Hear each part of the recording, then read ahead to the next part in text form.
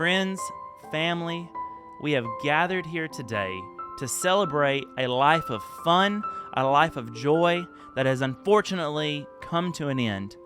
That being the life of our dear friend, the Nintendo Switch. How did this happen, you may ask? Well, it all has to do with today's Nintendo Developer Direct. Okay, so to be completely honest, I really am not that upset about how much of kind of a dud this Direct was. Well, I struggle to call it a dud, actually, if I'm being honest, because for what it is, being probably the last year of the Nintendo Switch, we're out the door, developers are already looking forward, Nintendo is looking forward. For this to be kind of the last hurrah, it really wasn't that bad. And when you take into account the fact that it is the last hurrah, it actually might be pretty good, honestly. Let's just jump into what we saw today and why I think it confirms that this is it. This is the last drawing for the Nintendo Switch. First, we saw Grounded, which is a port of Microsoft's game. Now, unfortunately, some of the excitement that could have been around Grounded and Pentium was kind of taken away by the fact that there were already leaks, and Xbox themselves had already said that they were bringing 4 games to other platforms. I'm pretty sure, now seeing these, that's Grounded, Pentiment, we're going to see Sea of Thieves, and Hi-Fi Rush. I actually really expected to see Hi-Fi Rush in this Direct. Kind of surprised that it wasn't one of the ones that made the list, but whatever. Ender Magnolia, apparently a sequel to Ender Lily. Ender Lily was a big hit, great game. This one, honestly, the art style I'm loving. It looked beautiful. I'm kind of excited to at least watch someone play this and check it out. Whether or not I pick it up myself is yet to be decided. Arranger, which was a role-playing puzzle adventure game that looked really cute. I really like the art style of that, as well as Unicorn Overlord. Just some of these smaller games that are, I'm sure, going to be a lot of fun, that are not necessarily going to show the age of the Nintendo Switch and may still be worth picking up, especially if the prices are right. Monster Hunter Stories to round out that Monster Hunter collection, because that is a very beloved, very, very enjoyed IP on the Switch, and I think this is great to round that out with Monster Hunter Stories. And then a little bit of a hidden gem that actually kind of has me a little excited. Disney's Epic Mickey Rebrushed. They're getting really good at all of these reignited / rebrush / reform / get us your money again titles, but I actually do think Rebrushed is not a terrible one for a remake of a painting game. This is a game that I missed out on whenever it was originally on the Wii.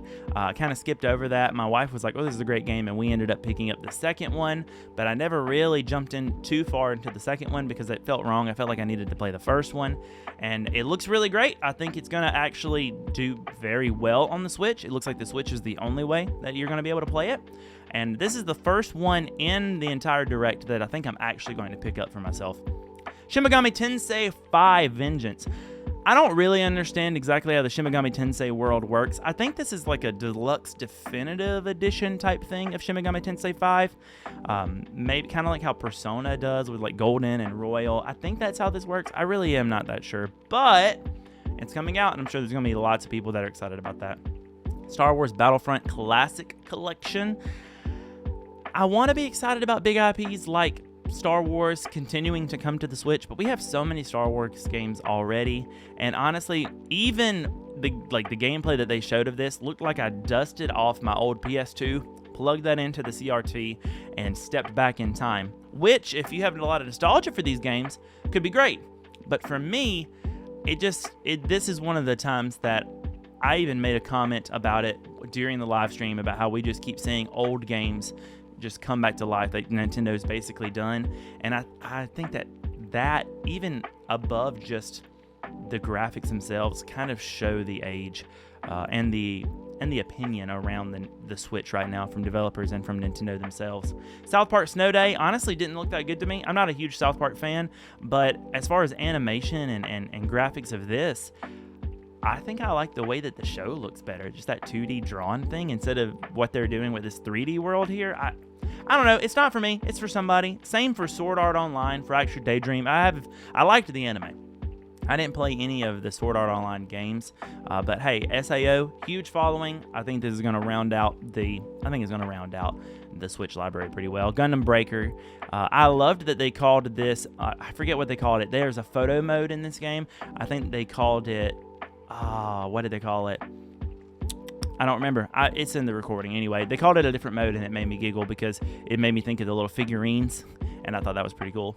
Super Monkey Ball Banana Rumble. I almost put this. We played bingo on the live stream, and I almost put this on my bingo sheet, and I should have followed my instincts because it was on there, but it wasn't on my bingo sheet, so I didn't get to mark it off. Actually kind of made me want to play this. I've never wanted to play a Super Monkey Ball game before, but Nintendo really leaned into this whole online multiplayer thing this time around. I guess they feel confident in the online structure they finally have gotten kind of working better. When the Switch came out, we were nowhere close to that. I kind of want to maybe pick this one up as well and give it a go. World of Goo looked like a cute little indie. Probably won't play that on the Switch. If possible, I'll check that out on Steam or something. But it did look fun, a little puzzle-solving game all around getting goo into these pipes that surely won't have a sinister ending, says the trailer. Fantasy Life 1, The Girl Who Steals Time. Terrible name, kind of a neat take on a formula that we've seen a lot, that very Animal Crossing-esque. We're going to farm, we're going to fight, we're going to do all these things, we're going to save the town or save the island. A lot of the same things that we've seen before, but in this one, you kind of choose your path. Are you going to be a magician? Are you going to be a carpenter? And they had me going with that until I learned that you can change it at any time, so it's really not any different than others. This one we've known about for a while, and I'm kind of excited about. Another Crab's Treasure. It's like a Souls-like cute game about a crab who's lost his shell, his home, and so he picks up other things like tin cans and whatever kind of trash he can find on the ocean that each give him different fighting abilities, different move sets. It looks super fun. It's been in my wish list for a while. I'm super excited that we finally have a date on April 25th for this. I won't be getting it on Switch, but I can't wait to play it. I'm probably going to pick it up for my Steam Deck. Penny's Big Breakaway out today. I love a good platformer, and this one really caught my attention, and I think it's only like $40. So really, really looked good. I think I will check this out. See what I mean? Nothing really no huge breakouts. Well, except for Breakaway, no huge breakouts, but still pretty good lineup to be an okay direct. Then we saw things like Suka game, the multiplayer mode, which is paid DLC, which I think is ridiculous. Pepper Grinder, Pocket Card Jockey Ride On, Pentiment, like we saw coming from Xbox. Some new Switch Online games for the Super Nintendo, the regular NES, as well as the N64. And then the last one that I think is also potentially a little hidden gem was Endless Ocean Luminous. The only gripe that I have with this game, it promises these beautiful explorative landscapings of the ocean. Just go as far as you want, discover creatures, both some thought to be extinct, some thought to be non-existent and mythical, as well as all these other documented real-life creatures. A game that the whole idea, other than playing with your friends, because I think it's up to 30 people at once for this one, the whole idea is seeing beautiful things. And we're going to put that at the end of the Switch. A game that's already really showing its age graphically. This I could see being a great Nintendo Switch 2 seller. Like, look and see how much better the graphics are on the new Nintendo system. But instead, we're rounding it out. All that being said, this is a game that I might end up buying anyway because my wife loves exploring games and beautiful games, and she loves her Switch Lite. So this might be the perfect fit for her. I've never played Endless Ocean. I might try it myself. I just wish that it was on a console that maybe could deliver a little bit more on the main thing of this game, which is look at stuff, you know? I kind of wish that. And that was it, guys. That was the whole Partner Direct. In hopefully a little bit less time than it took to actually watch the Partner Direct. I want to know, it wasn't a banger for me, but I still thought it was good. What do you guys think? Let me know down below in the comments. Was this like the best Nintendo Direct you've ever seen, and it had some of your favorite games and things you're super excited about? Or do you also find yourself coming to pay respects and say goodbye to a dear friend at this funeral of sorts for the Nintendo Switch? Let me know. I'd love to find out. Thank you so much to our Giant Pumpkins and all our members here on the channel that are supporting financially. If you want to do that, there's tons of rewards from emotes to bonus episodes behind the scenes. Would love for you to be there. Our Great Pumpkins are going to be listed right here below. Thank you so much, Great Pumpkins, which is our highest tier, for all the support. Hey, if you guys want to chat with me live, I'm live every Tuesday, Thursday, and Friday on most weeks over at twitch.tv/WebbyPumpkin. Would love to hang out with you there. And yeah, guys, just thanks so much for the memories and the fun.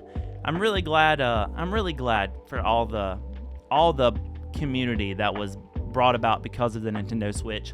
And I'll hate to see it go, but I'm super excited for the next thing, and I want to know what you guys think. See you guys in the next video. Toodaloo.